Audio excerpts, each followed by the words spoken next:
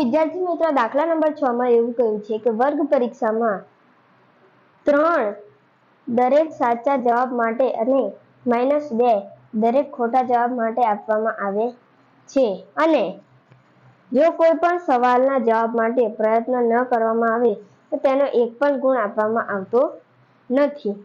ધારો કે તમારા 10 જવાબ સાચા પડ્યા હોય તો તમને 10 ગુણ્યા 3 કરી દેવાના, તો તમને કુલ સાચા જવાબોના ગુણ મળી જશે 10 કરીને 30.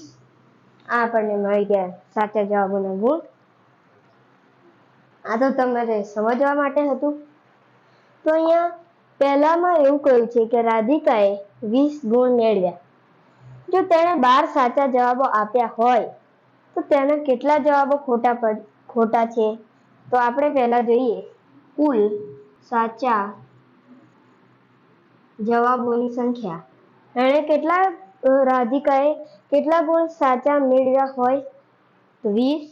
તેના 12 સાચા જવાબો છે તો 12.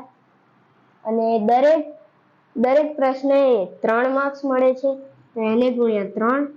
12 એકા 12, 12 12 36. તો તેના કુલ 36 ગુણ આવ્યા 12 પ્રશ્નોના સાચા જવાબ આપવામાં. હવે જોઈએ જવાબોના ગુણ બરાબર તેણે 20 ગુણ મેળવ્યા છે તો આપણે લખી લઈએ 20 અને તેના 36 ગુણ સાચા પડ્યા છે તો અહીંયા લખી લઈએ 36. ગુણાકાર નથી કરવાનો, આપણે 20 ગુણ તેણે મેળવ્યા છે અને તેમાંથી 36 બાદ કરવાના છે. 20 માંથી 36 ન જાય તો 36 માંથી 20 કાઢીશું તો આપણને મળશે 16. તો અહીંયા મળી ગયા 16 ગુણ. હવે જોઈએ તેના ખોટા જવાબો કેટલા પડ્યા હતા. તો ખોટા જવાબોની અહીંયા જવાબમાં મોટી સંખ્યાની નિશાની મોટા છે 36 એની નિશાની છે ઋણ, તો અહીંયા થઈ ગયું ઋણ 16 ગુણ તેને મળ્યા. તો ખોટા જવાબોની સંખ્યા અહીંયા આપણને ઋણ 16 મળ્યા છે, લખી લઈએ ઋણ 16. અને દરેક ખોટા જવાબ પર આપણને -2 માર્ક કપાય છે, અહીંયા લખી લઈએ -2. હવે અહીંયા ઋણ અને ઋણ ઉડી જશે તો 16 ના કંઈક ભાગ પડે છે. 2 2 2 4 2 6 2 4 8 2 5 10 2 6 12 2 7 14 2 8 16. તો અહીંયા થઈ ગયા 2 8 16 ને 8 દૂને 16. 2 ને 2 કેન્સલ થઈ જશે તો તેને મળ્યા 8 જવાબો. તેના ખોટા જવાબોની સંખ્યા છે 8.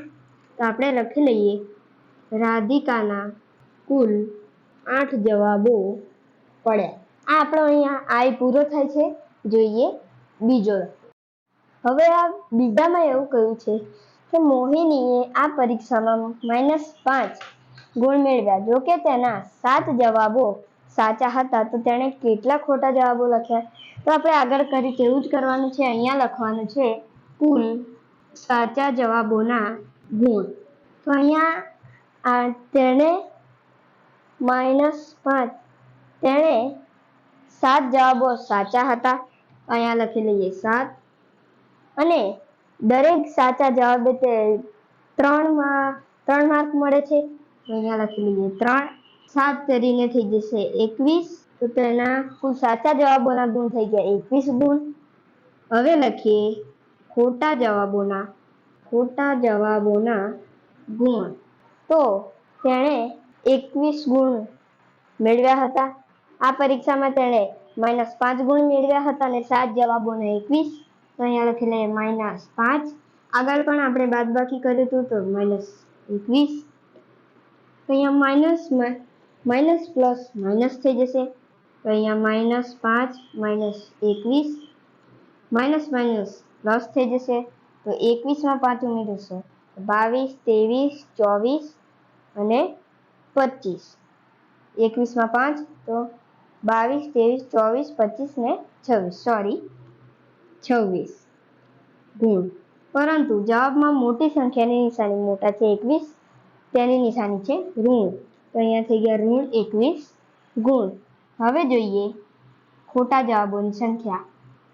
તો અહીંયા લખીએ ખોટા જવાબોની સંખ્યા બરાબર તેણે 21 ગુણ મેળવ્યા અને તેના ખોટા જવાબોના ગુણ છે -26. તો અહીંયા 21 એને ભાગ્યા -26. અહીંયા પણ ગુણ અને અહીંયા પણ ગુણ. આપણે આને આવું નથી લખવાનું. તેણે કુલ સાચા જવાબોના ગુણ તેને 21 મળ્યા છે. તેણે અહીંયા ખોટા જવાબોના ગુણ -26 મેળવ્યા છે. તો અહીંયા -26 એને ભાગ્યા દરેક ખોટા જવાબે તેને -2 મળે છે. સોરી, કપાય છે માર્ક, તો -2. અહીંયા માઇનસ કપાઈ જશે.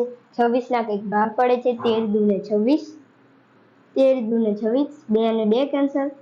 તો અહીંયા વધ્યા 13. તો 13 જવાબો. તો અહીંયા આપણે લખીએ કે રાધિકા નહીં, આપણે અહીંયા મોહિની છે. મોહિનીના 13 જવાબો ખોટા પડ્યા. અહીંયા આપણો દાખલા નંબર 6 પૂરો થાય છે. જોઈએ દાખલા નંબર 7. દાખલા નંબર 7માં એવું કહ્યું છે કે એક લિફ્ટ એટલે કે એલિવેટર 6 મીટર પ્રતિ મિનિટના દરે ખાણમાં ઉતરે છે.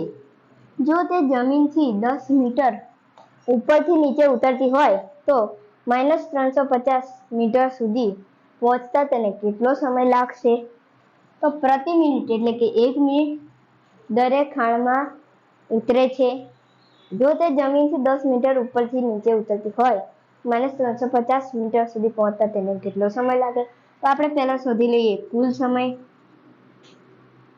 સમય.